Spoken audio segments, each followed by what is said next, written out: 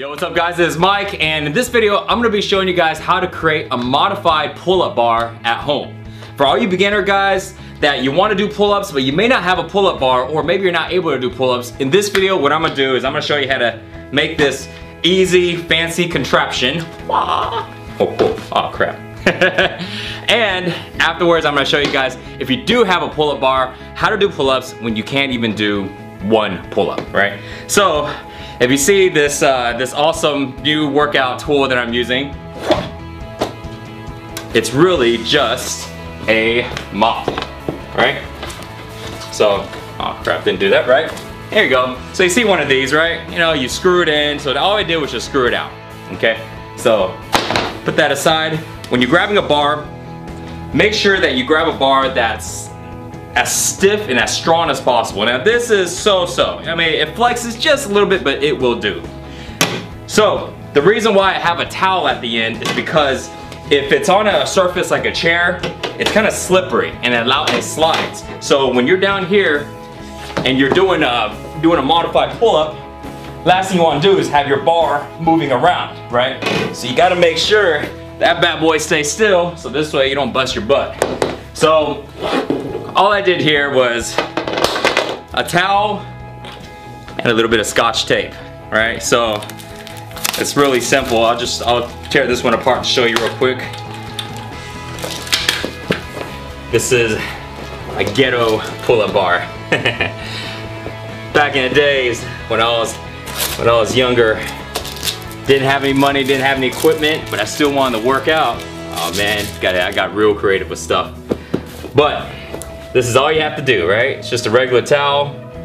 Fold it, put it at the end of your broomstick, and grab some Scotch tape or any type of tape or any rope, rubber band. You know, I'm not the most crafty individual, so y'all guys probably is a lot better than me on making stuff, but you kind of get the point, right? All we're doing here is just making sure the end is secure, so this way it doesn't slide. Now I got my other side made already, so let's just stick that one through real quick here. Voila! All right. Now we got our bar. We're just gonna drop it on the chair like this. Now if you want to go one step further, you can even go ahead and, you know, grab some ties or a rope, you know, but it's not really necessary most of the time. Next thing to do is talk about the chair that you want to grab, right? So this chair that I grabbed, personally, this chair sucks. Why? It's sitting on the ground and it's shaking. You know what I mean? So this is not the ideal chair. I can probably go ahead and just literally break this chair because, I mean, it's just very, very not made well. But ideally, try to find a chair that's sturdy, that doesn't shake when it doesn't do.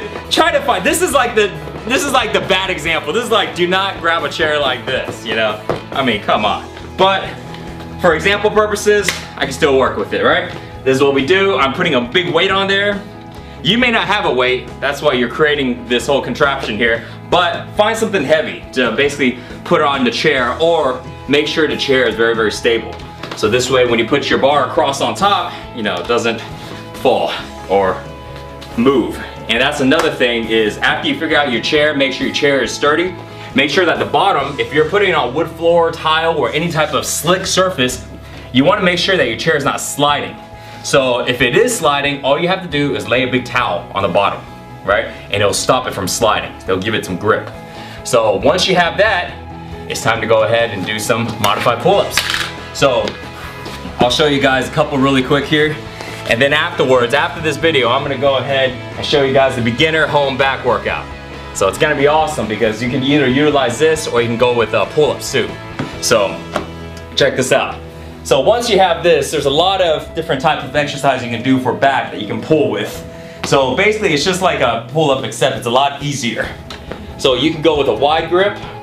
So what you want to do is, number one, when you're laying underneath and you're trying to figure out exactly where to lay, do you want to lay here, do you want to lay here, make sure that the bar is aligned to the nipples on your chest, right? Basically aligned to the mid part of your chest. So this way, if you're all the way right here, when you're pulling, you're gonna be pulling to your collarbone or neck. So that's too high. So you want to pull it right to the middle of your chest. Now that's going to work your overall back, okay? So it looks like this.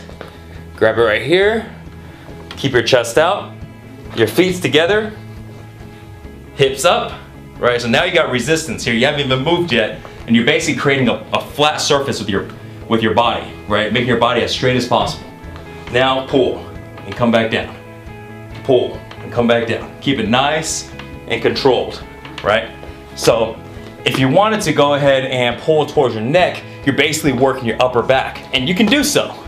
But just know that there's a difference in your back that you're working. If you pull towards the mid of your chest, it's basically contracting your overall back, right? It's contracting some lats, it's contracting your rhomboids, it's hitting your overall back. But if you want to go upper back, you basically pull it higher towards your neck, towards your collarbone. So it looks something like this. Just like that. Okay, so another thing to look for is grip variations. You can go wide, you can go close. So if you go wide, you're basically working more on your rear delts, you're working more on your lats. While if you go close and you're pulling the same way, you're working more of the middle part of your back. So let's say if you're grabbing it this way. Again, before you do a pull-up, test your surface, make sure the chairs aren't gonna come down on you. That's gonna suck. So, all right, make sure the chair don't come down on me.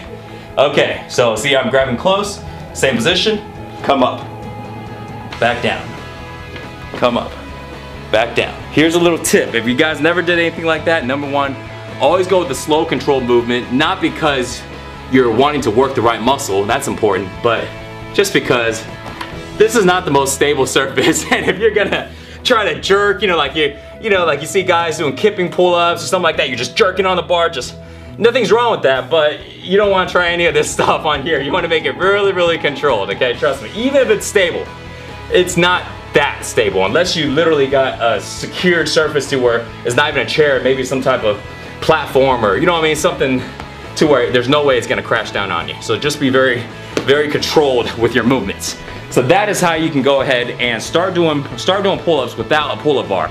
It works the hell out of your back, and it's actually pretty difficult. You notice I only did a few reps there, but if you try doing 10 reps, 12 reps, it's pretty tough. It's not the easiest. So it's a great, great way for any type of beginners to start developing their back without having any equipment, okay? And in just a little bit, after I show you one more thing here on the pull-up, I'm gonna make another video here, and I'll make sure to post it on here. That's gonna show you how to do a whole workout at home with no equipment at all, and it's gonna work the hell out of your back. So let's check it out now. So let's say you guys got a pull-up bar, and you can't do one single pull-up. Don't sweat it, man. This is what you do. You grab that same chair that you got, and you put it right here. Right under your pull-up bar. No matter if you got one of those door frame pull-up bars, you got a big pull-up bar, even if you're on monkey bars. Let's say if you're going to a park. If you're doing that, try to find a platform or try to find something to step on, and all you're doing is self-spotting yourself. Self-spotting yourself. So, imagine you're grabbing here, so if you can't do a pull-up, all you do is just step up. See? You're just stepping up like this. And you might be thinking, well, how is this gonna help me be able to do real pull-ups? Well, because it's mimicking the same motion and the same form as a real pull-up. And that's why it's just not as much resistance, right? Because when you put your feet on the bench or you put your feet on the chair, it's basically taking a lot of the weight off. So imagine how much you weigh, that's how much you're trying to pull up. So if you weigh 180 pounds, you're trying to pull 180 pounds. If you can't do any pull-ups, it's gonna be pretty tough to always only work with one weight of 180. The moment you step on here, you're basically doing a lot lighter weight. You may be only doing 50 pounds, right? 60 pounds. So just kind of work your way up. So let me show you a couple reps here. So let's say you can't do not one pull-up. So you step on here, come up, and back down. Notice I'm just doing a little jump right here because you want to try to force your back to do as much of the work as you can, while still be able to complete those reps, right? You can switch feet and go the other side. And using a chair is also a great way to spot yourself. Let's say you're able to do 3 or 4 pull-ups, but you want to get to 8 or 10. Then all you do, same thing, you just do your regular pull-ups, and then when you need that spot, You put your feet down and push. So you can get out those extra reps.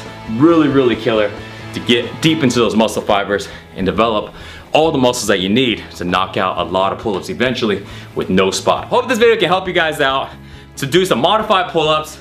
For all you guys that don't have any equipment at home, now you don't have to sweat anymore. You can still go ahead and get some pull-up work done. So don't forget, really, really basic equipment, nothing fancy, say no excuses why you're not doing any type of pull-ups. Pull-ups are one of the best exercises for back. It hits almost everything, and there's so many different variations that you can do for pull-ups. I haven't even went into doing, you can do underhand, doing the same thing, like how I was doing on there. When you remember I was doing overhand, you can go with the underhand, you can do the same thing also. So there's a lot of ways to go ahead and really target your back with that one move. So it's an awesome way to develop your back, and it's a great way for any beginners to get started. So thanks for watching, guys. Don't forget, if you want more workout tips, you want nutrition tips to get super lean and ripped, check out sixpackshortcuts.com. See you guys in the next video. Peace. Wow. Oh shit.